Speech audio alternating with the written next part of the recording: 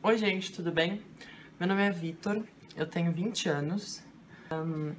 Eu não gravo vídeos sobre isso no YouTube. A maioria dos vídeos que eu tenho no YouTube eu tô cantando. Aproveitar fazer uma propaganda, né? Brincadeira. Então, se você não me conhece, pode conhecer pelos meus vídeos cantando e vai me conhecer também por essa história dramática da minha vida. E um pouco triste, mas que eu consegui passar por isso. Então, hoje eu vim falar da púrpura. Eu lembro mais ou menos que existiam 2 tipos de púrpura. Não lembro muito bem, deixa eu pesquisar aqui. Eu sei que a minha é a PTI, púrpura trombocitopênica idiopática. Eu acredito que seja a maioria das pessoas tenham esse tipo de púrpura. Mas tem uma outra que eu não lembro muito bem qual que é e tá demorando muito pra carregar aqui, então tudo bem. Bom, eu entrei num grupo esses dias no Facebook de pessoas que já passaram por isso, de pessoas que estão passando por isso, ou que tem alguém na família que tá passando por isso. E achei muito interessante falar sobre isso, porque as pessoas elas meio que entram em pânico quando elas descobrem a doença. Elas acham que é uma coisa de outro mundo, justamente por ser rara. É uma doença rara, não é uma coisa que a gente vê muito por aí, não é comum. Então eu achei bem interessante falar sobre isso, esclarecer algumas dúvidas e falar como foi a minha experiência com isso. Experiência, né? Como foi essa fase difícil da minha vida com isso. E para as pessoas não ficarem tão assustadas e acharem que é o fim do mundo. E que não tem solução e que... Não é isso. Bom, a púrpura é uma doença autoimune. Destrói as nossas plaquetas. Então, é péssimo porque a gente precisa das plaquetas para viver. Eu lembro que eu estudei muito sobre isso e justamente por causa da doença eu tive um conhecimento maior sobre isso. E as plaquetas são produzidas na medula óssea. Elas ajudam na nossa imunidade, ajudam com alguns probleminhas que a gente tem. Se a gente se corta, por exemplo, a nossa coagulação. Então, se a gente for pensar que a gente está perdendo as plaquetas, é muito ruim. Então, minha mãe, meu pai, minha família, a gente não sabia nada sobre isso. Eu acho que algumas pessoas estão assim. Eu descobri com 7 anos, eu morava no interior. Uma cidade a 5 horas de São Paulo, chamava Taquaritinga. Próximo de São Carlos, Araraquara, por ali. Bom, um dos motivos de... Eu sempre fui de São Paulo, capital, mas a gente foi morar lá, não lembro porquê, nem gosto de lembrar. E daí a gente se mudou pra lá. Um dos motivos de ter vindo pra São Paulo é porque lá não tinha hospitais bons. Na verdade, quando a gente descobriu, a gente estava em São Paulo. A gente veio pra cá pra fazer os exames e era melhor ficar aqui. Porque lá não tinha hospitais próximos, não tinham hospitais assim... Eram bons, mas não pra esse problema, entendeu? Quando a púrpura precisa, assim, de um atendimento rápido, de médicos especializados lá na hora, entendeu? Que estejam lá pra você, exames que são os mais diversos que existem e exames, assim, bem diferentes. E a gente veio pra São Paulo, apareceram umas manchas no meu corpo. E a minha mãe achava que era porque eu brincava demais, que era porque eu era agitado no interior e vivia na piscina, andando de bicicleta. E não era. Então eu fiz um exame chamado mielograma. Esse exame é bem dolorido, acho que alguém já deve ter feito. Mas esse exame mostra o quanto você é forte, o quanto você é poderoso. E o quanto você consegue passar por isso, porque é um dos piores exames que a gente faz pra quando tem a púrpura. Então, eles me furaram aqui na região do quadril. Eu não lembro, eu tinha 7 anos, então eu não lembro muito bem como que foi. Eu lembro que foi uma dor que deu pra aguentar, mas é uma dor chata. E eles tiraram sangue direto da medula óssea. Eu acho. Foi isso. E aí a gente aguardou alguns dias, a minha mãe e meu pai meio desesperados, porque o médico deixou claro que poderia ser lúpus, ou leucemia, ou a púrpura, né? Eu nunca tinha ouvido falar de lúpus e nem púrpura. Nem meus pais. Meus pais só da púrpura não tinham ouvido falar. E minha mãe ficou meio desesperada, achando que poderia ser uma leucemia. Leucemia é câncer, é bem pior do que púrpura. Bem pior mesmo. Talvez algumas coisas são parecidas, mas é muito pior. Tanto o tratamento quanto os sintomas. Então a gente ficou meio desesperado. Eu nem tanto, né? Porque eu era uma criança, né? Então tava perdida ali. Nem sabia direito o que tava acontecendo. Depois fui descobrindo. E era a púrpura.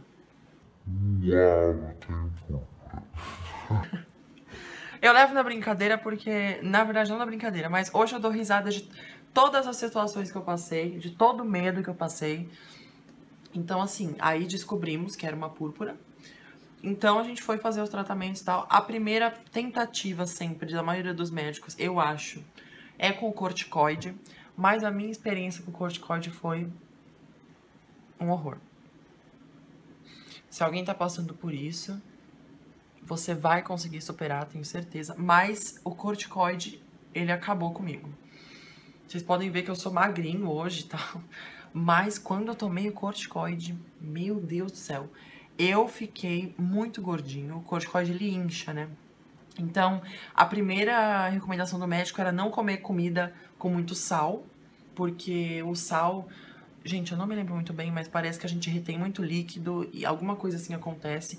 E eu era uma criança. Como falar pra uma criança que ela não precisa, que ela não pode comer comida com muito sal? Então, sabe aqueles saquinhos assim pequenininhos de sal que geralmente tem em restaurante que a gente come? A minha comida praticamente era com aquilo.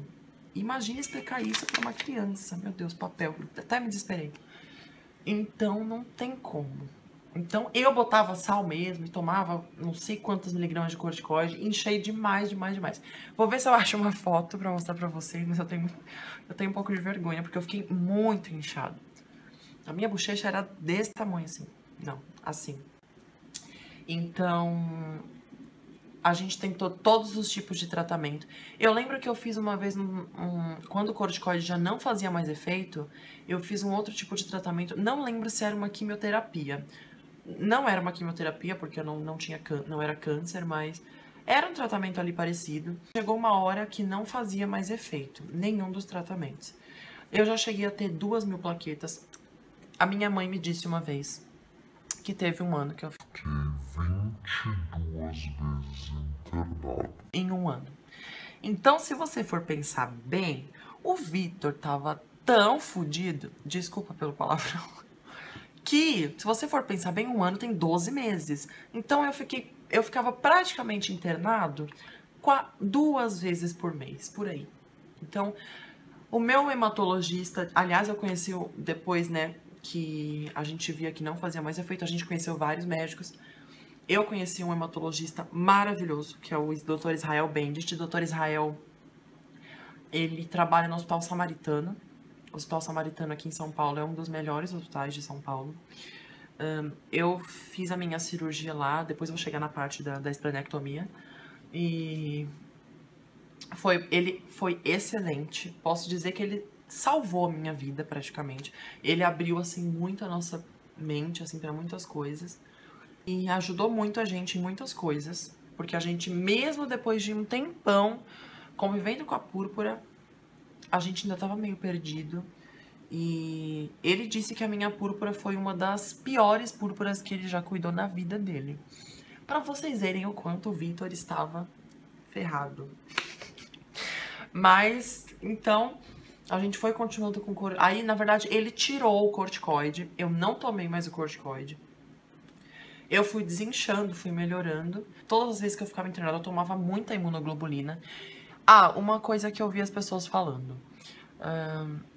Que a imunoglobulina dá muita dor de cabeça, dá enjoo.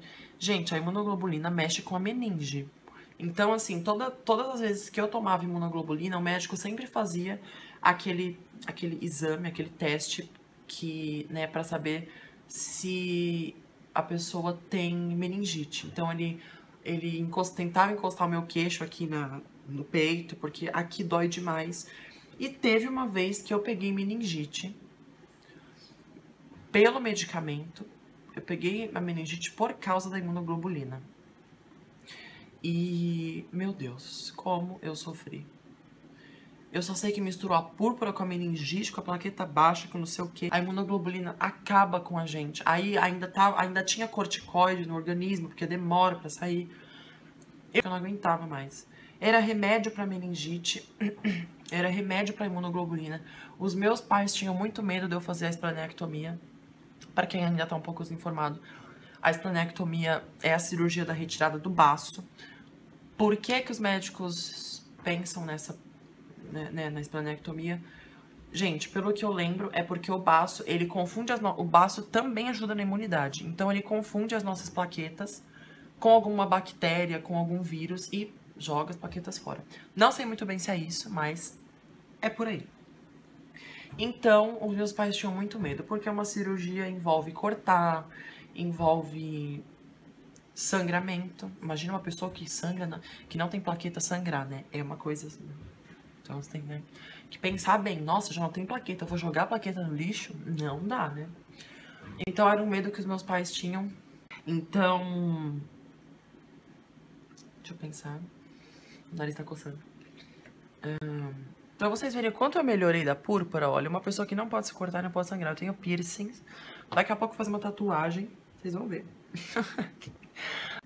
O Dr. Israel foi uma das pessoas, na verdade, uma das pessoas não, foi ele que falou, olhou pro meu pai e pra minha mãe e falou assim: o filho de vocês não aguenta mais. Viu que eu não aguentava mais. Assim, pra ser bem claro, eu tava podre por dentro e podre por fora. Eu era uma criança, assim, eu já não sabia mais o que eu era. Eu já tava sofrendo demais, eu já tava acabado, assim, acabado demais. E ele falou: vamos ter que fazer uma esplenectomia. Vamos ter que fazer uma esplenectomia. Retirar esse baço, porque é a última opção. E assim, eu acho que se não tivesse resolvido, eu acredito que em 90% dos casos, o baço, assim, retirar o baço resolva. E aí a gente conheceu um outro médico, né? A gente conheceu vários médicos. Tem dois jeitos de fazer uma esplenectomia, que é por laparoscopia, ou você cortar... Abre, corta o baço, tira o baço, joga esse baço fora, porque, gente... Eu nunca odiei tanto um baço na minha vida. Sério, eu nunca pensei que um baço seria o meu problema.